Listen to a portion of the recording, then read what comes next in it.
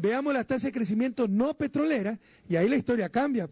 Excepto este periodo de crisis, ustedes se podrán dar cuenta que las tasas de crecimiento en nuestro gobierno han sido no solo superiores, bastante superiores a las de periodos pasados. Esa es la realidad, pero hay manipulación, hay mala fe o hay incompetencia.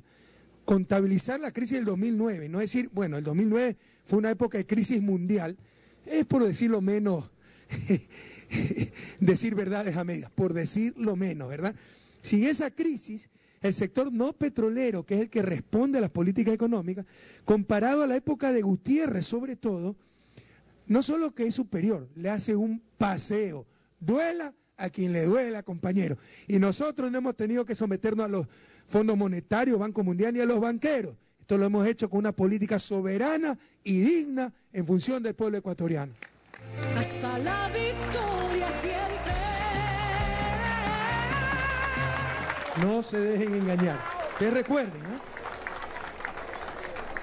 Es por decir lo menos una verdad a medias, sacar el promedio de crecimiento en nuestro periodo sin contabilizar, sin excluir un caso atípico, un año atípico como el 2009, que fue año de crisis económica.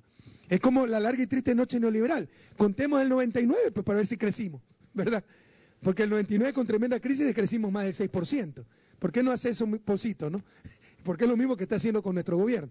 Segundo, quitando la parte petrolera, que crece mucho en el gobierno de Gutiérrez porque empieza a funcionar el oleoducto de crudos pesados, no por Gutiérrez, en el sector no petrolero le hacemos un paseo, pero un paseo. Y es el que genera empleo, es el que responde a las políticas económicas del gobierno, etcétera. Así que aprendamos a hacer análisis económico para no dejarnos engañar de lo mismo de siempre. Veamos qué más dijo Mauricio. No hay cómo separarle al Ecuador entre el Ecuador con petróleo y sin petróleo. El ejercicio de la economía no petrolera y petrolera, que es un ejercicio, yo diría, de pizarra del Banco Central, es separar la actividad petrolera y quitarle del resto de actividades y ver cómo crece. Pero eso es como pensar que el petróleo no colabora y no tiene encadenamiento con las otras actividades. El petróleo trae divisas, trae liquidez, eso ingresa a la economía y sirve para financiar otras actividades. Falso. Nadie dice que el petróleo no trae divisas, no beneficia. Aquí el argumento es que el sector petrolero no necesariamente responde a las políticas económicas, puede responder a buena suerte. Encontramos petróleo, no encontramos, se conectó el OCP o no se conectó. Y en el caso de ingreso, porque esto mide producción, el crecimiento, ¿subieron los precios de petróleo o no subieron? Nadie dice que no beneficia. Lo que estamos diciendo es para mí la calidad de la política económica. El sector que responde a esas políticas es el sector no petrolero. ¿Sí está claro? ¿Sí está claro, Roberto? No. ¿Okay? Entonces, no se nos deje engañar. Lo que está diciendo es una barbaridad. Por supuesto que es un ejercicio fundamental en una economía como la ecuatoriana, separar el sector petrolero del no petrolero, para que no nos engañen, ¿no? Como nos quieren engañar en la época de Lucio, cuánto creció la economía y lo que creció fue el sector petrolero, por Lucio, no, a pesar de Lucio, porque empezó a funcionar el oleoducto de crudos pesados. Entonces que quede claro, no solo que es posible, sino que es indispensable en una economía como la ecuatoriana, para evaluar la política económica, separar sector petrolero y no petrolero. Lo que está diciendo el economista Mauricio Pozo es errado, con H y sin H, errado, ¿ok? Sigamos. El país del Ecuador ha tenido permanentemente superávit comerciales siempre, a partir de la dolarización. Todos los años ha tenido superávit comerciales, excepto el año 2002. Pero todos los años tuvo superávit comerciales y paradójicamente, cuando tiene déficit es cuando tiene la mayor cantidad de ingresos, que es en los últimos años a raíz del incremento del precio del petróleo. Entonces, eso no da espacio para decir que la dolarización es el causante del déficit del sector externo. Es más, la dolarización, en el periodo de dolarización es cuando mejor se han comportado las exportaciones ecuatorianas. Falso. Y sí que lo dejo de año yo, Mauricio. Eso sí es una barbaridad conceptual. Yo entiendo lo otro que trata de manipular para defender el gobierno de Gutiérrez, ¿no? Pero esto sí es una barbaridad. Esto es retroceder 200 años en el desarrollo de la ciencia económica, ¿no? Quiere decir que media humanidad está perdiendo el tiempo pidiéndole a China que revalúe el yuan, porque resulta que el tipo de cambio no tiene importancia en las exportaciones, pues de acuerdo a Pedro también, tú eres economista, no ha tenido importancia por el tipo de cambio en las exportaciones. Es un tipo de cambio fijo extremo como la dolarización no ha sido importante para las exportaciones. O sea, Argentina reventó con la convertibilidad por gusto, ¿no? Porque el tipo de cambio fijo extremo no ha sido importante. Esto es falso. Y aquí está la evidencia, compañero. Aquí tenemos la balanza comercial no petrolera. Les insisto, la petrolera puede depender de que subieron los precios, bajaron, no de la política económica, no de la dolarización. No depende de la competitividad, el petróleo no se produce, se extrae, está en oferta fija a nivel mundial. Todo petróleo que se extrae normalmente se coloca, no depende de la competitividad del país, no depende de su productividad, ni siquiera se crea el petróleo.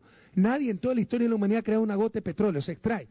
Entonces, lo que responde a la política económica y el sistema cambiario, en este caso dolarización, es la economía no petrolera y en este caso, las exportaciones no petroleras. Veamos qué ha pasado con la balanza comercial no petrolera, porque eso también es lo que hay que ver. Si yo firmo un tratado de comercio con Estados Unidos, probablemente aumenten 10, 20% mis exportaciones, pero a la final de las importaciones con ese país aumentaron 80%, pues. Y fue más lo que perdimos que lo que ganamos, ¿sí estamos claros?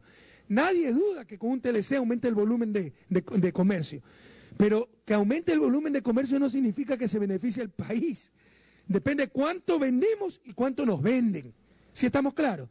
Y puede ser, sobre todo con dólar, que nos vendan mucho más de lo que vendemos y eso no es bueno para el país.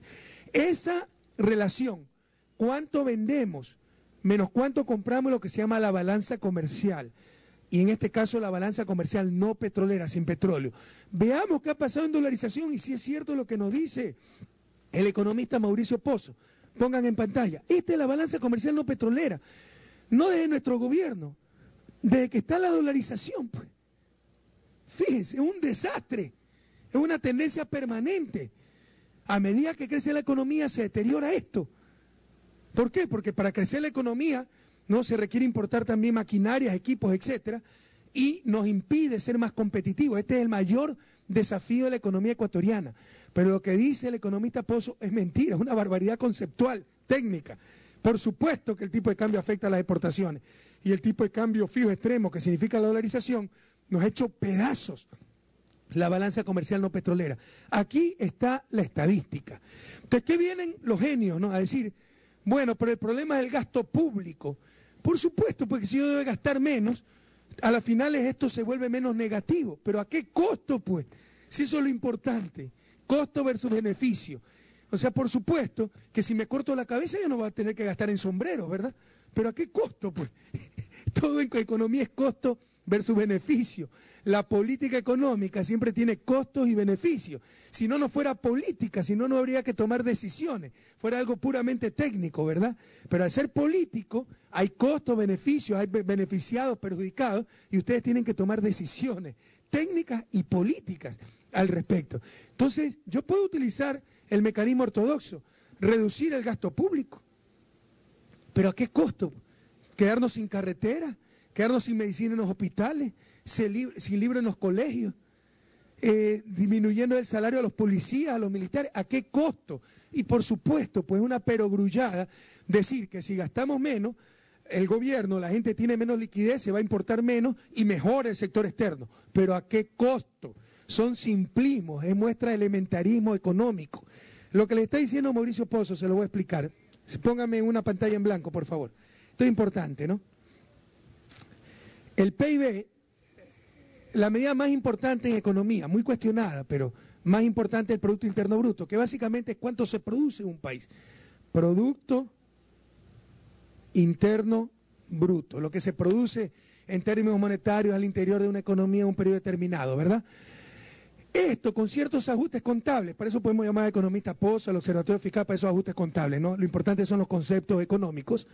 Lo puedo asimilar al ingreso nacional. Lo que ganan los ecuatorianos, lo que producimos es lo que ganamos. Hay algunos ajustes contables, transferencias al exterior, etcétera, pero son detalles contables que no nos afectan la parte conceptual. E incluso, ya analogándolo un poquito más, podemos decir que esto es similar al ingreso disponible. Bueno, pongámosle que es el ingreso nacional, cortemos aquí nomás, ok, ingreso nacional. Sí, traemos con ingreso nacional. Es decir, PIB, ingreso nacional. Este ingreso nacional lo podemos medir por el enfoque gasto. ¿A qué se destinó este ingreso? Consumo una parte, perdón, ya la falta de práctica, ¿no? Pongámoslo más acá, el igual. consumimos una parte, ¿ya? Otra parte invertimos y otra parte consumió al exterior, las exportaciones.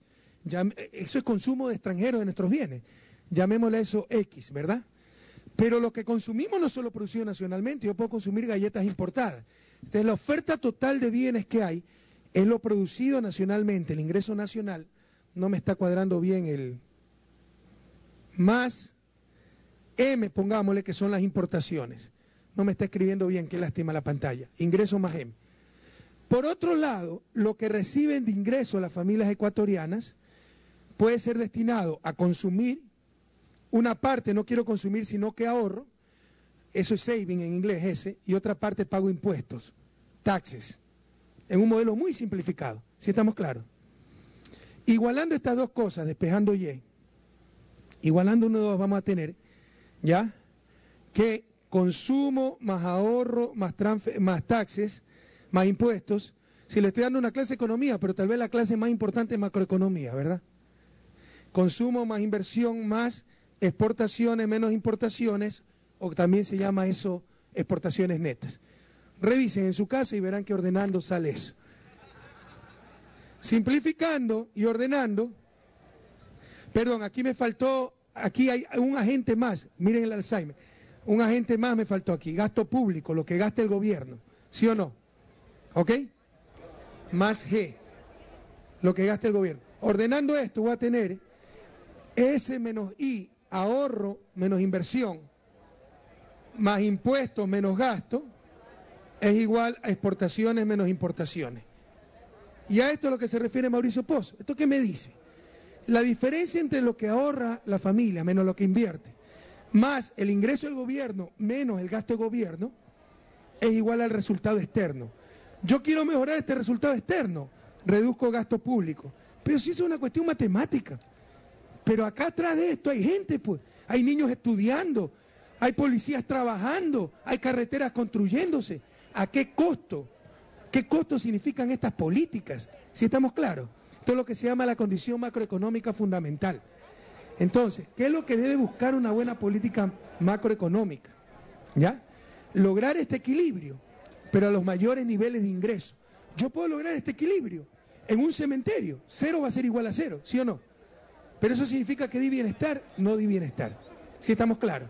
Entonces, a esto es lo que se refieren los genios que repiten a cada rato. Para equilibrar el sector externo, es decir, para mejorar esto, hay que disminuir gasto público, así sube esto y sube esto. ¿Pero a qué costo, pues, señores? Hay que disminuir inversión privada, ¿pero a qué costo, pues? Por el contrario, yo puedo en un momento dado tener esto negativo de los dos lados. Tener déficit público, tener déficit privado, tener déficit externo, eso significa que el país se está endeudando, pero el país está creciendo y luego con mayor ingreso va a tener mayor capacidad de ahorro y va a equilibrarse esto nuevamente. Entonces la política económica es mucho más compleja que los simplismos de que para mejorar el sector externo disminuyamos gasto público. ¿A qué costo? El ejemplo más sencillo. Si más tarde todo Ecuador es un cementerio, les aseguro que no vamos a tener déficit externo, pero vamos a estar más felices los ecuatorianos. No, tan sencillo como esto.